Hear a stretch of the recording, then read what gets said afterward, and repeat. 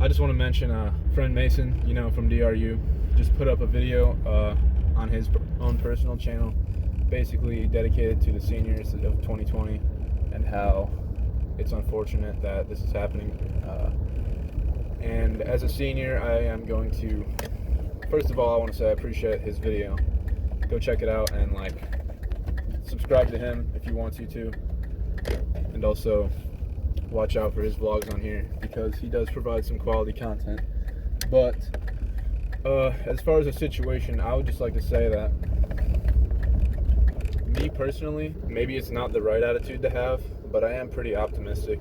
I'm really haven't been emotionally affected by this, and I don't think that's just because I'm in shock or anything and I haven't settled in. I'm not going to claim to be superior to anyone. I think that every senior, and anyone who even isn't a senior, but particularly the seniors, of course, have every right to be upset and sad about this situation because you really only get one senior year. We're missing our prom, our graduation. I'm missing baseball season. Some people are missing softball season and track.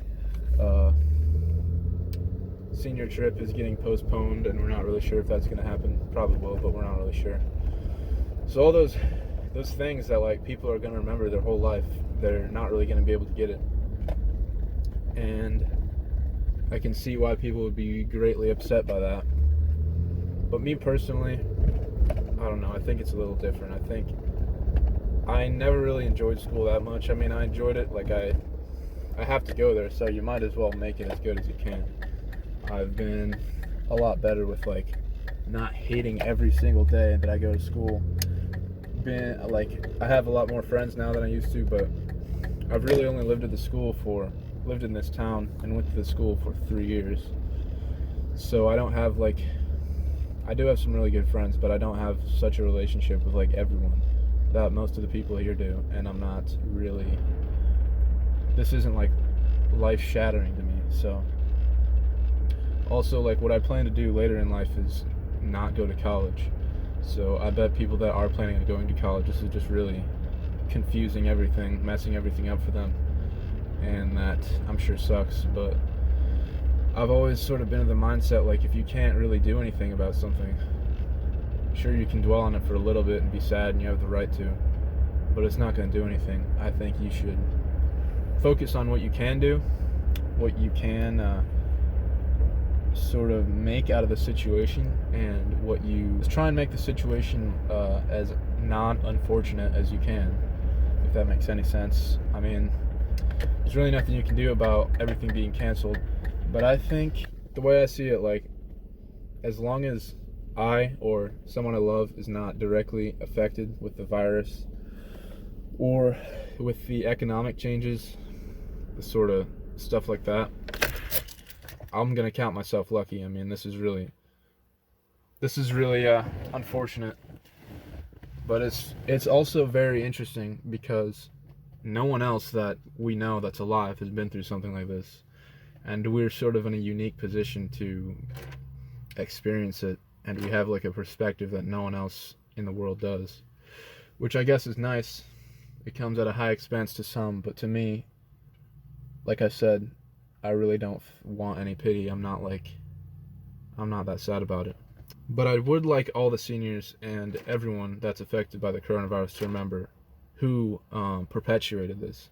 I want everyone to remember that it was the Chinese Communist Party, the government of China, that if they didn't directly create the bioweapon and release it intentionally, it's almost certain that they created it and at least released it accidentally.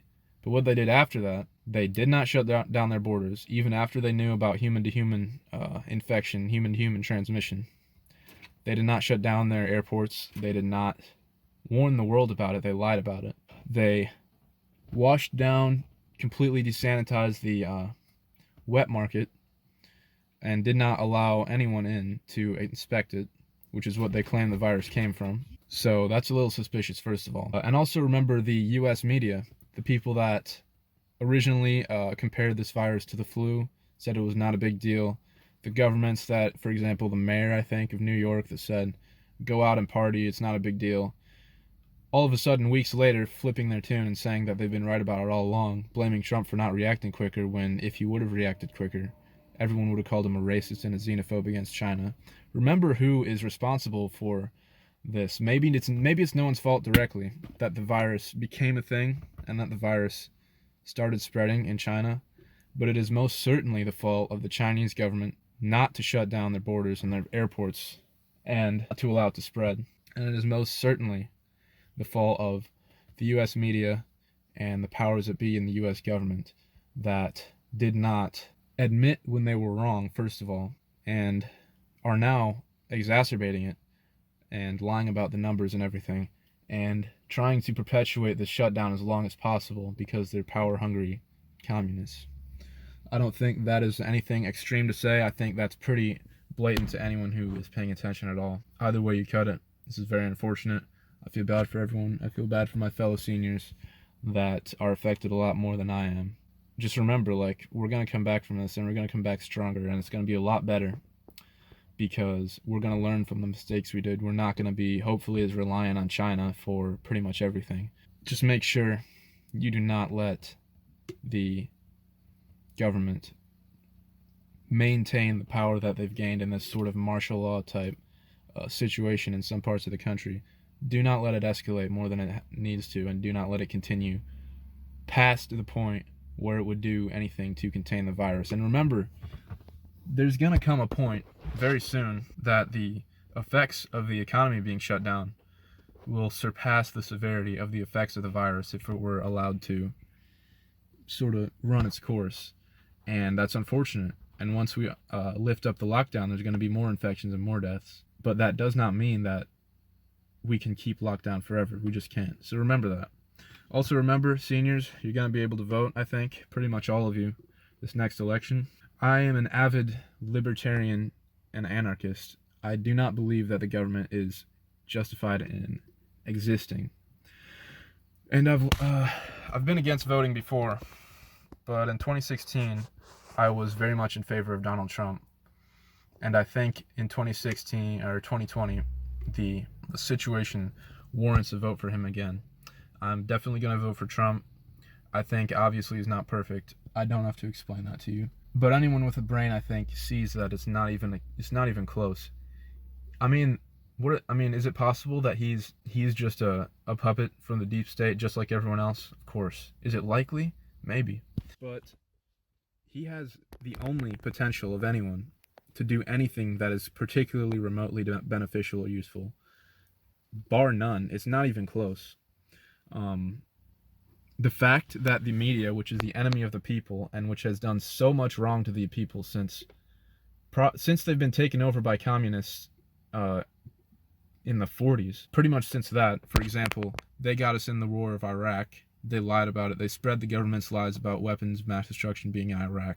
They are unrepentant and unapologetic in hating the American people. That same media that is absolutely determined to destroy the greatest way of life, the greatest country the world has ever seen, that very same media stops at nothing and throws away every last ounce of their credibility and dignity to insult President Trump and to defame him and to slander and lie about him and his supporters ever since the day he announced his presidency. That in and of itself leads me to believe that he is actually working for the betterment of the people of the United States. And there's a chance that that could be wrong, but it's the only possible scenario in which he's the only person in the entire government with any amount of power at all that even has the slightest chance of providing any hope to the successful future of America and its people. I do recommend that you vote for him. At least be open-minded about it. The media is going to tell you, Orange Man bad. He's Hitler 2.0. If you believe that, I mean, you're probably beyond any sort of reconciliation, any sort of reason. So you probably tuned away already. But if you're still listening and you have an open mind and you're not afflicted with Trump derangement syndrome, this country is going to go to shit. But it's going to go to shit a lot faster if Donald Trump's not in the White House.